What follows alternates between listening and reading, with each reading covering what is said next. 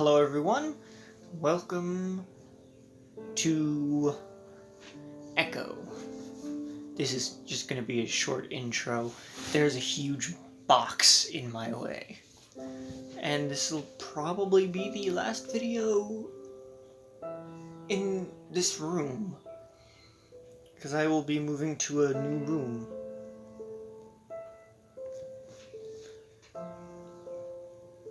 And I'm not going to delay this at all.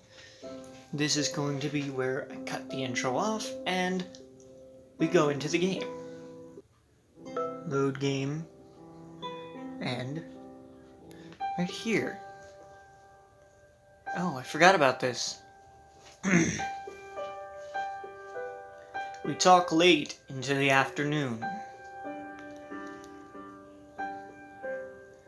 At this point, all of my worries have disappeared, leaving a happy, warm feeling in its place. It seems silly that I had been so nervous earlier. In fact, I'm starting to look forward to the rest of the week. I have not showered, by the way.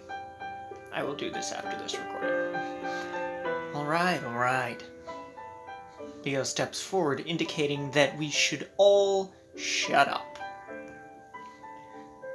Now, we all need to remember that Chase is here to do his school project, so that comes first. But I did make a few other plans for things that we can...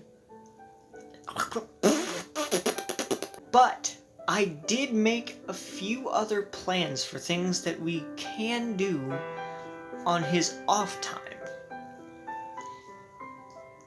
I'm pretty sure we all know we're going Southwest Adventures tomorrow.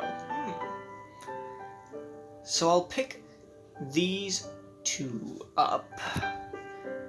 He jerks his head towards Flynn and Carl. Then swing by the motel and get you guys at 9. I'm reading this like a robot. Sounds good. Then I was thinking of doing some stuff in Peyton towards the end of the week. But we'll make those plans later. In between those times, we should find time to hang out as well. Make the most of this.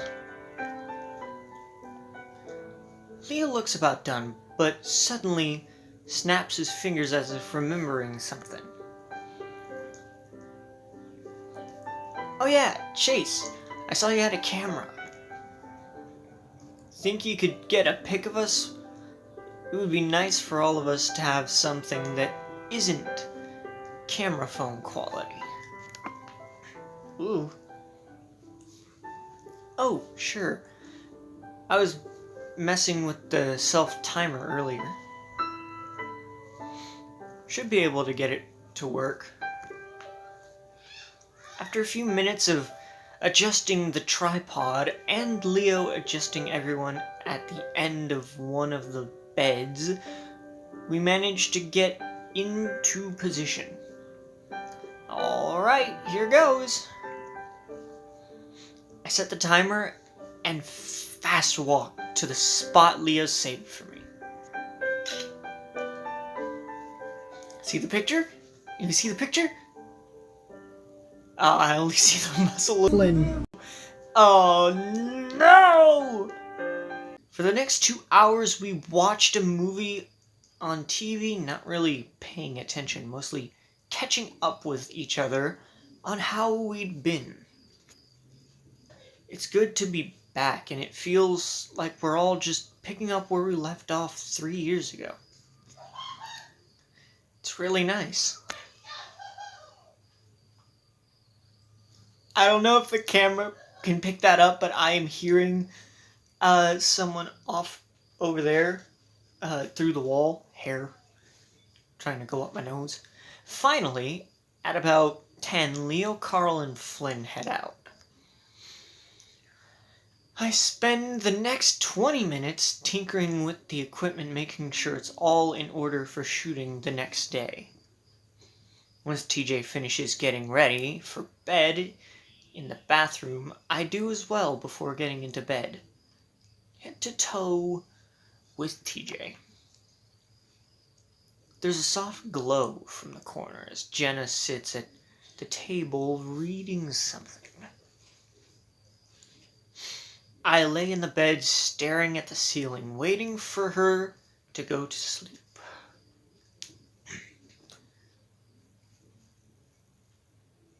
Oh no, this is very ambiotic.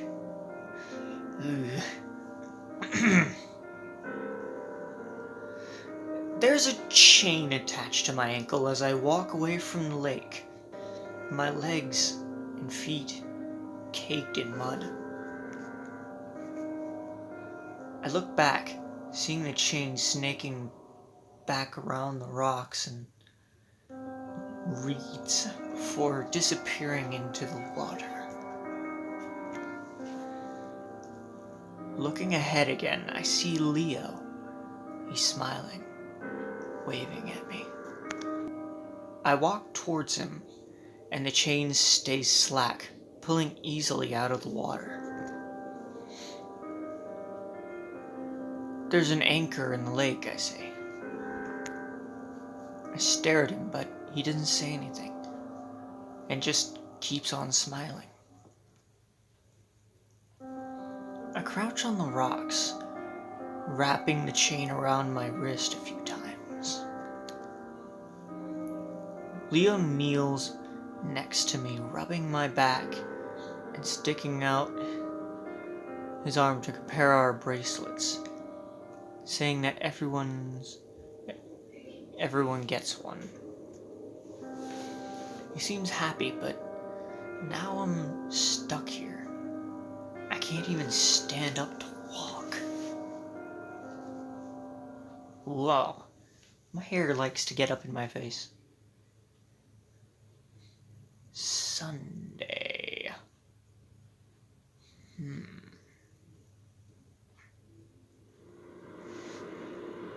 Car noises!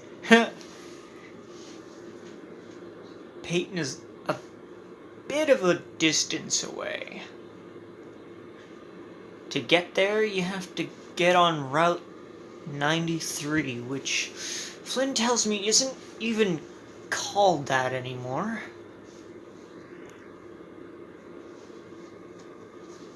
That would make sense considering how it was impossible to find on the GPS. Anyway, to get to the city, you have to manage from...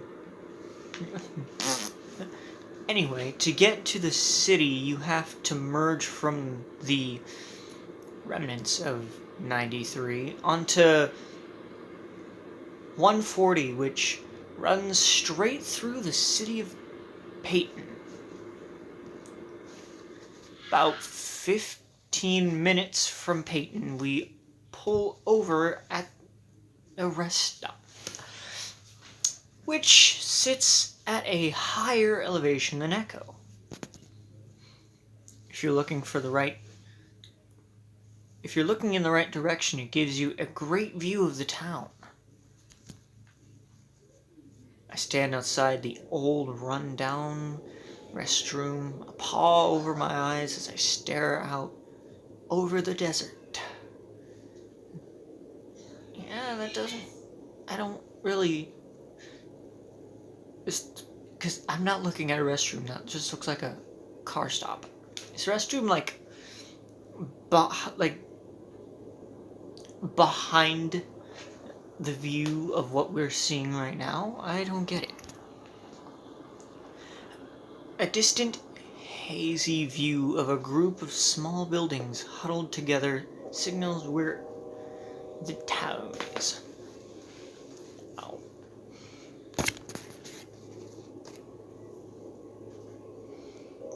From this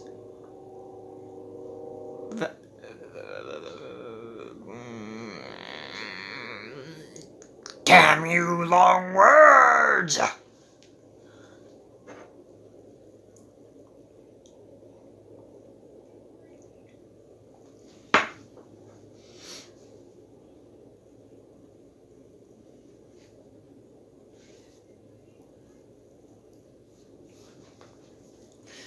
from this something distance, it looks small and harmless. Hard to imagine all of the things that happened here. Alright, how do you use this thing? I look over and see Leo fumbling with the camera, obviously worried that he's gonna break it. I walk over and show him how to use it, checking the white balance and exposure myself.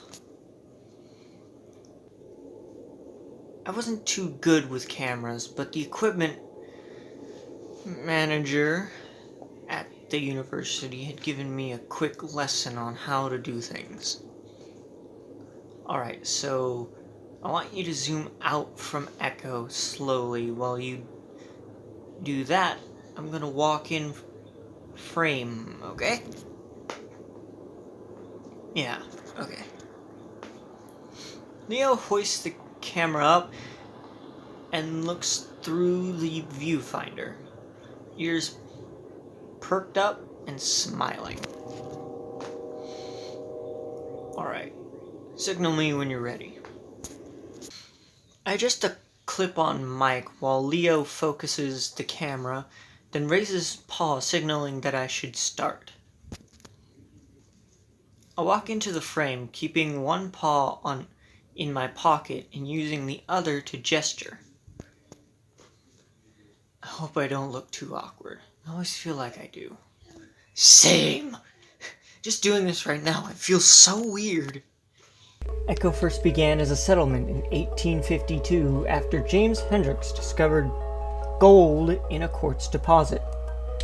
The town grew quickly in size, and once it began to serve as a junction along Prescott Railway, it reached a peak population of 6,500 in 1877. It was at this point in time that a particular phenomenon of mass hysteria took over. Many say the reason this occurred was due to the discovery of a body within the gold mine, and the circumstances surrounding that discovery.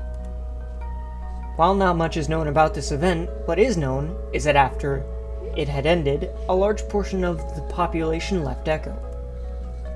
Most of those who left settled in a nearby town of Peyton. However, the town still managed to prosper well into the 40s. That is when the government stepped in to shut down the mine as it became federal law to divert all mining resources to the war effort. The town's population sharply declined shortly thereafter, and by the 1950s, it had dwindled to approximately 2,000 people. A shutdown of the Prescott Railway in the 1960s, followed by the bypassing of Route 93 by 140 in 1986, was the final nail in the coffin for the town. By the 90s, the population had dwindled to just 150 people. My goal, however, is to investigate the first event which led to this town's decline and possible demise.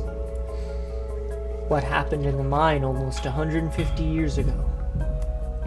I've come to Echo to try and find out what information, if any, can be gleaned from these events of the past. I wait for a few seconds, then look at Leo. That good? Shit. Yeah, I don't know how to stop this, though. Here. I walk over and take the camera off Leo's paws. That was pretty good. You want to be a reporter? Maybe.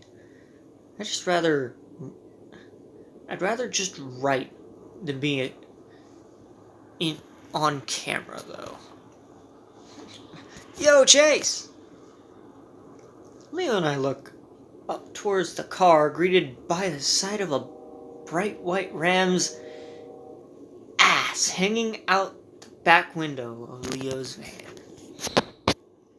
I don't really react. I mean, despite being self-conscious about his weight, Carl has pretty was pretty shameless about stuff like this. I'd probably seen his naked butt more times than I'd seen Leo's, and that was saying something. Make sure you get a shot of my... Hey! At that moment, Flynn, who was sitting next to Carl in the back, reaches round and yanks the ram's pants down so that they're hanging around his knees. Even though Carl's pretty quick to pull them up, I still get a pretty good view of his equally white balls hanging between his legs. Leo snorts, and I can see Flynn laughing his ass off while Carl punches him in the shoulder. Unfortunately for TJ, who was sitting in the middle row with Jenna, he was looking back at the time and probably got a much better view than I did. Now he's facing forward, covering his face, while Jenna sits next to him reading a book, looking uninterested.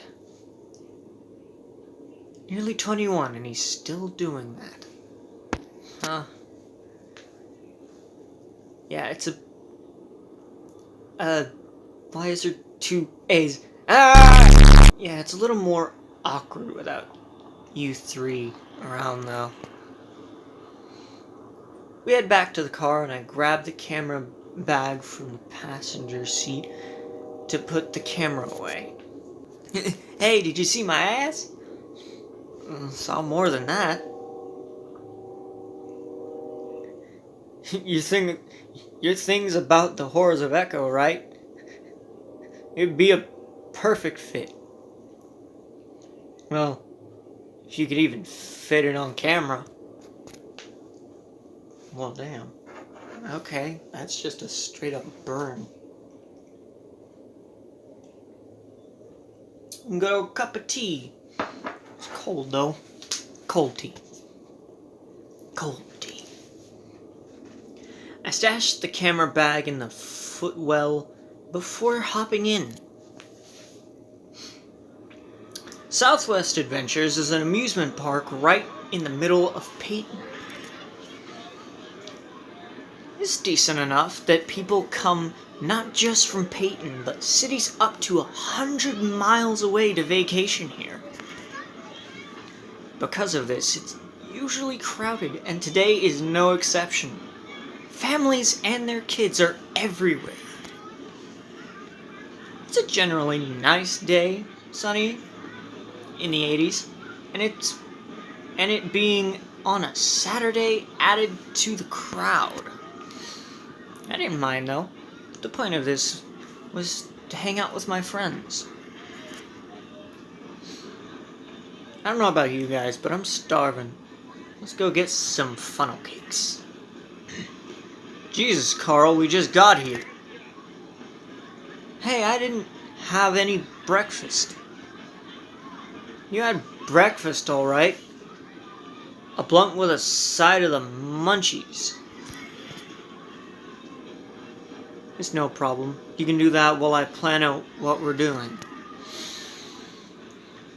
Carl, why are you like this? Carl ambles off, I don't know what that word is, on his way to the funnel cake stand. I heard a little bit of a walk. I have never heard that before. That's new to me. I snagged one of the park maps from the entrance, and I hand that to Leo. Alright, so usually when my family comes here, we go clockwise to hit all the rides. That sounds like a plan.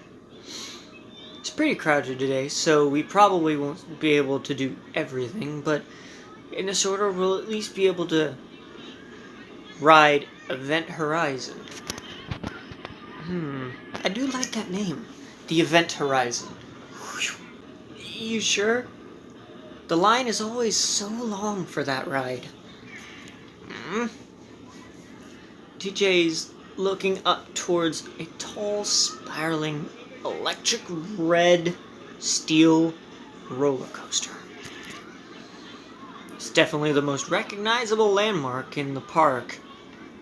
You could see it from almost anywhere in Peyton. Yep, fastest and tallest roller coaster in the West. I think it'd be worth it. I remember this bit. Oh. Our poor main character. Oh. TJ rubs his arm with one paw, the corner of his muzzle twitching a little bit. I had forgotten about that. He used to have a very pronounced motor tic where the corner of his mouth would twitch up over and over again. It used to be a constant thing, but it stopped once we entered middle school. Guess it hadn't completely gone away. You alright, TJ? You could skip the big rides if you... Oh hell, TJ, you're a fucking adult now. No, it's fine. I'm fine. Just haven't been on a roller coaster in a while. TJ snaps his head back towards us. He's all tensed up and the movement looks like a rubber band being snapped. One eternity later. Hello?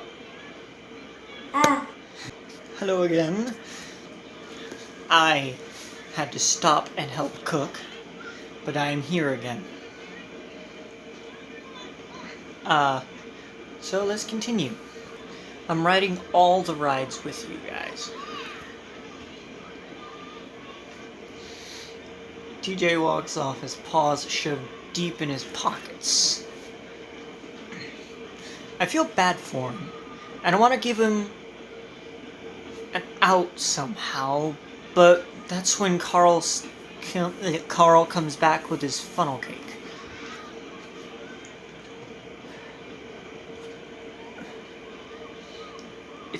It's topped with ice cream, powdered sugar, and strawberries. Anyone want to share? Yeah, it looks really good. No? Alright, guess I'll have to eat the whole thing. Great, now we gotta wait for fat ass to finish eating. Carl pulls his face out from the cake.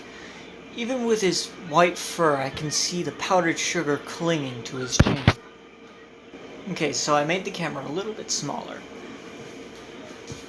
Now let's get back into reading this, because I realized I was covering his face. Voice crack. No, I can eat in the line. I'm going on Event Horizon first. The wait'll be an hour long. At least. The line ends up being 2 hours long, and by the time we get to the actual ride, I'm dying to get into the pool, into a pool of any kind. To put it bluntly, an otter needs water. Part of the problem of living in Echo meant that we didn't have any kind of indoor pool system in our house, being as cheap as it was. We ended up having to get an outdoor swimming pool, which was a pain. Nervous, Jace? I smirk at him. I've ridden it before, Leo. Though your tail's kinda down. Sure you're not nervous? Eh? Come on, Leo, let's ride in front. I don't know. I watch as Jenna pulls Leo towards the line, for the front, which is twice as long as all the others. I opt for the middle, and it just so happens that TJ comes with me.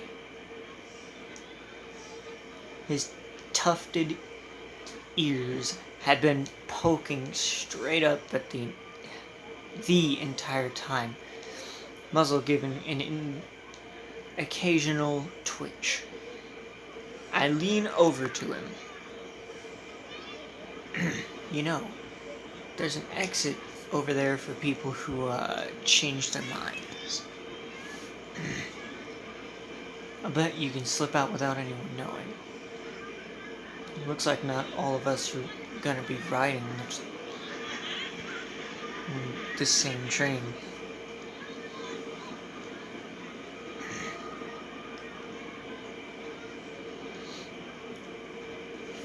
DJ stares straight ahead, clutching onto the railing. I can see his sharp claws unsheathed, pressing into the metal and chipping away at some of the red paint. No, I'm fine. You sure? Yep, perfectly fine. Well, we're in the middle, which is the best place to be if you don't like roller coasters. Yeah. I really wanted to be able to get TJ to skip the ride, but it seems like he's pretty determined to do it for some reason. Finally, our train comes along, and I step in as two laughing and panting hyenas step out. Why couldn't I read that? Oh my god! That was the most intense... Holy shit, dude, I know. I've never gotten scared on rides, and I almost fucking pissed myself.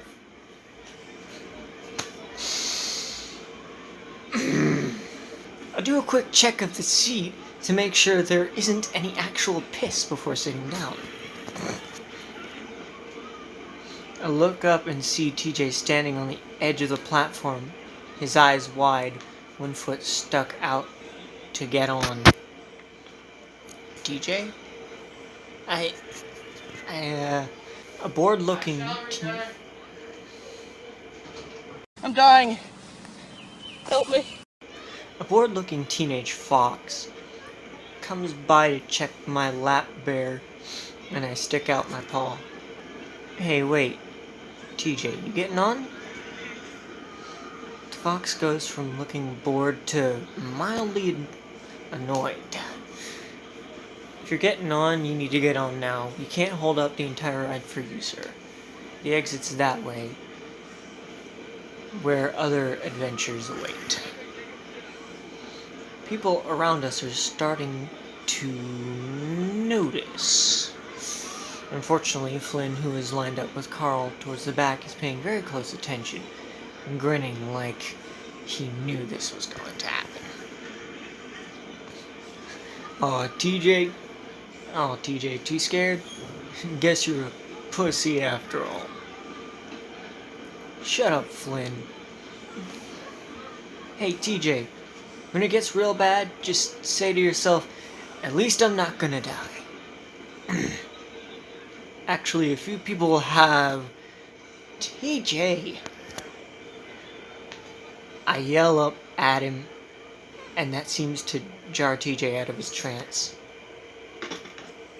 He almost falls into the car as he stumbles into it, fumbling with his shoulder restraints, before the fox attendantly sighs and leans down to do it for him.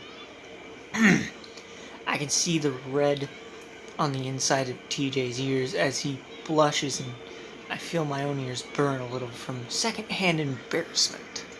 Okay, so we will continue this little Event Horizon roller coaster in the next video, because this is getting really tedious to do, and I've recorded for a good, 30 minutes, so I think that's good enough. So, well, see you next time. Bye!